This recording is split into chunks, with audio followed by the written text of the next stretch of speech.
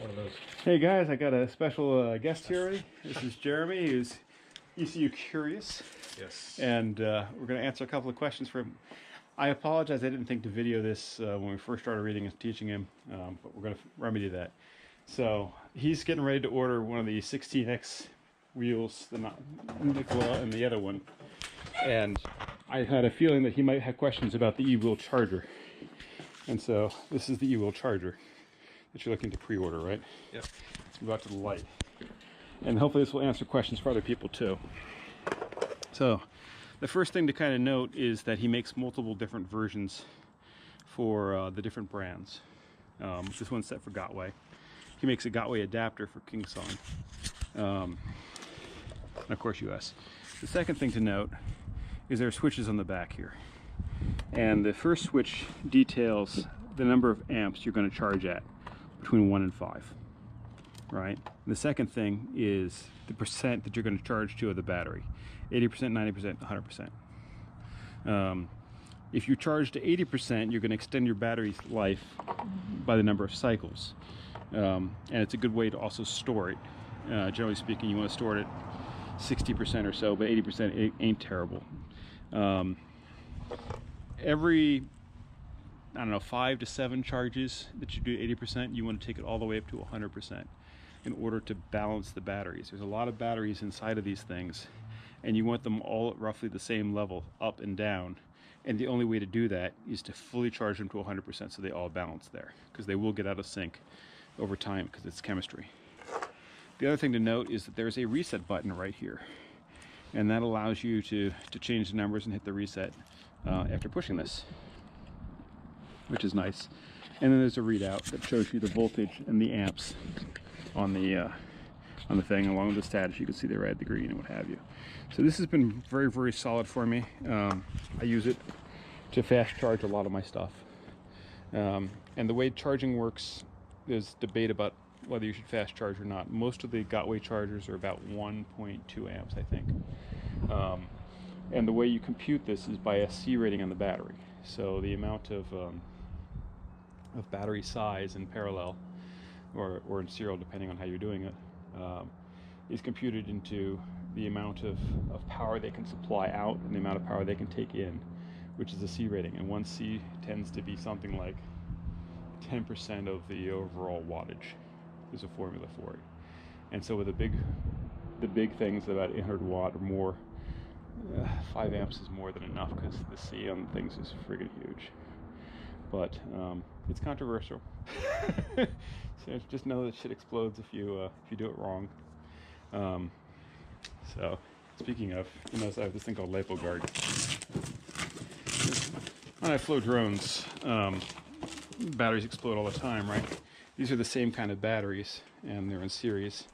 So this is a 3S with 3 positive and a negative terminal, so 3 batteries put together, right? Same kind of thing, charging it. It was 850 milliamp hours, which, and like a 45C discharge, and 160C discharge, excuse me. But you could charge it up at, up to something like 8C on this, and that was a lot of volts, right? But you didn't want to take them below 3 volts, and you didn't, or 3.2 volts ideally, and you didn't want to take them above 4.2 volts. And so,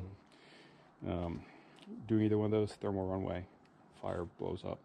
Also, if you puncture them, air gets in there, water gets in there, they blow up, which a lot of people do for fun. Anyway, he's got himself a OneWheel, and he let me try it, and I apologize for not filming that. I really should have. And I give, we're going to do it now. And I let him to practice on the ECU a little bit, and so he's got some homework there. But we're gonna take this down to the flat area, and we're gonna try again, and we're gonna film it. Alrighty. Here we are in the training area.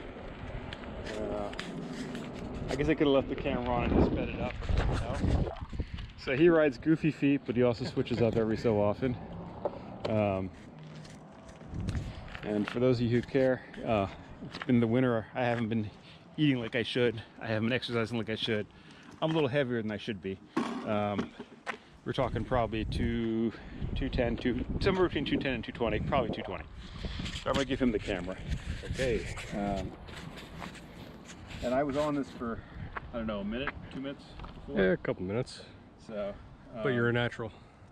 So, step one is make contact on both of these, right? And by the way, this is not the most stable thing, even though you have a fat tire.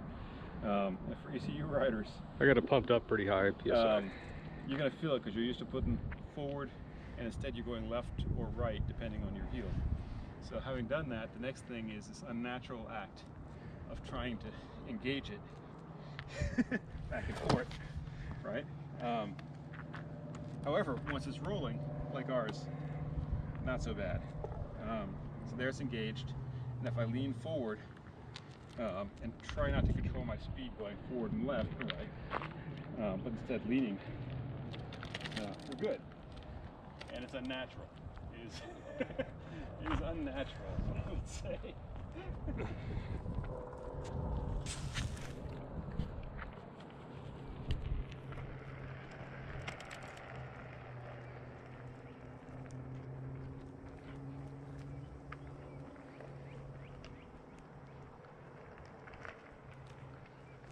And you can see the oscillation shake. Of course, the dismount, hardest part of this, right?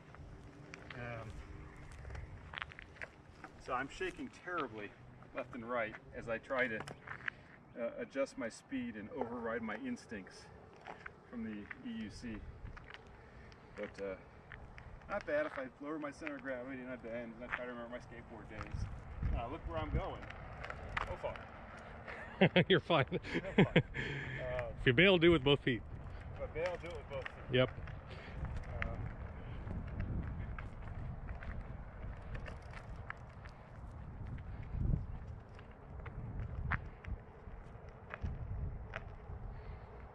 You got it.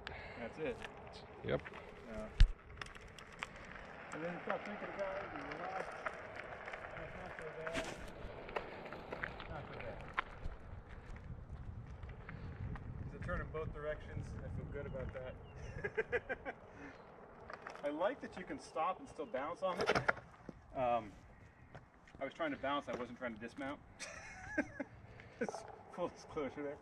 I like this part of it. It's going to take me a while to figure out how to dismount. Yeah. Takes practice. And I don't know which side is actually better for me. It's something you have to worry about in this, you don't have to worry about in ECU so much.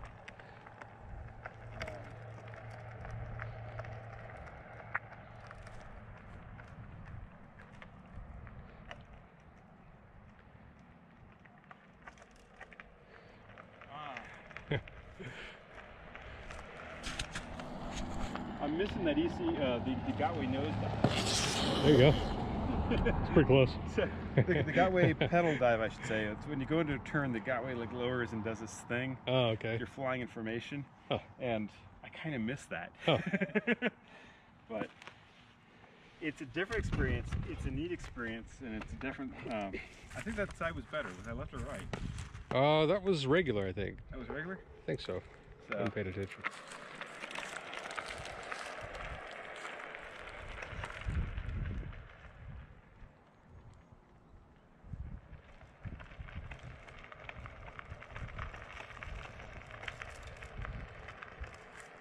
Do you feel like the back of your head and your back are exposed when you're turning on this? What was the question? Do I feel like what? So, when I go to turn this way, so backside, I feel like the possibility for hitting my head and my back and landing on my ass. So there's a trick to that. Okay. And it's kind of like same thing as skateboard. When you turn backside, if you squat down like you're sitting in a chair, makes it easier to turn. I can demonstrate. I'll bring up my ass. To turn backside, if I squat down, lower my center of gravity. Yeah. It's harder at low speed. First turning toe side is easier just because you see it right. Yeah. After you get used to it, actually turning backside is easier. Well, I don't doubt that it's easier, but I feel like it's exposed, like I might land on my ass, break my sternum. Or not my sternum, but my tailbone. Right. And of course the back of your head. Right. So. You gotta do practice. Yeah. Going faster is a little bit easier. 180s, which I haven't done yet. Good guys could stand in one place and do a 180. Sure. Stand still, basically. Well, that's just a matter of twisting your body, right? It is, but you know, when you're fat like me, there's a lot of friction on the wheel. Can you hear that? That's the motor running. And a little different. Yeah. So yeah, as you can see, it's wobbling just a little bit. He's got it pump. Oh, there's a car coming. He's got it pumped way up. So tire pressure, of course, matters in these things quite a bit. But it's nice that you can stop with it and keep both your feet on it. But all the usual rules about paying attention. And obviously his footwear is a little different than mine. Ill advised for EUC, I didn't know, sorry. You didn't know, but he knows now. Yeah. So we've given him some homework. The homework I'll let you explain the homework. Me? Yeah, okay. Go ahead. God, I gotta remember. Well, I think the first thing, let's see. This is from... He likes the spin cutoff. Oh, yeah. He used it without even realizing it. That's what I'm doing, obviously. So, first thing, get a wider stance than I usually do. And then just practice. So hang on a minute. The reason for the wider stance, and I didn't cover this in other videos, I think, is so that you can put weight down on this without it sliding out, right? So when he puts the weight here from his body, because he's lifting up with one leg, you don't want this tipping over, and you don't want it sliding out. So there's a proper angle to have this at. And that wider stance is giving it to him. Yeah. Then I think the key is finding the balance point for one leg on this thing, which you're really good at and I suck at. It's practice. Yeah. You got to develop the synapses. Okay. It takes about 2 weeks to grow new synapses for your brain. If you've already got them there, you'll learn faster, and if you don't, then you'll develop them. Yep. But that's how it works. Your brain has to grow the synapses. So I think what I'll do for this week is probably just this. Yep. Until I can balance for a second That's right. or two. You know, and then I'll try putting the foot on. Yep. And just add a little motion to it, and you're there. Yep. Look at that. You almost had it. I know, right? And then I'm going to die. Let's watch you die. Let's watch you die in film. Yeah. One more time. So watch where you're putting. Oh, beautiful. Watch where you're putting your foot. Right. You want to aim to have the ball of the foot about here if you can. Good point. Nice. That is exactly right. So now getting it behind me again is kind of a tricky. Yeah, so you want to get it behind so you have a little bit of motion. The wheel is actually in motion. An object in motion tends to remain in motion. An object at rest tends to stay at rest. There you go. So yeah, moral of the story, I suck, but I'm going to practice. I'm used to that. But if you're curious about these things and learning, it's an earned experience. Everyone pays this price. We pay it at different speeds, but you have to pay your dues for it. And he's going to get there faster than I. Hope you're right. It's, We'll see. Yeah, look at that. yeah, that's it. Beautiful, right? I mean, so you're starting to relax. As you're starting to look at that, Yeah, right? There you go. That you know, and you lean a little bit forward and it starts to wheel, and that's it. Yep. You know, and just practice on and off down the road on your other one, and you're good.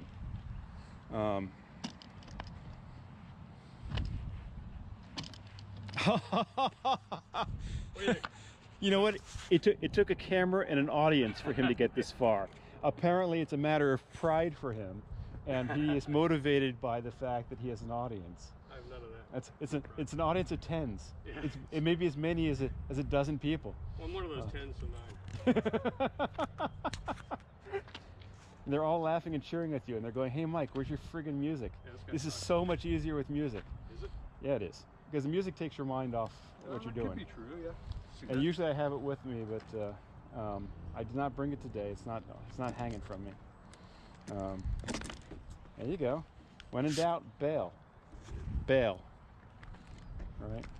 So there you have it. A couple of weeks he'll let me borrow one of these, and I'll do some more experimenting and thoughts on it.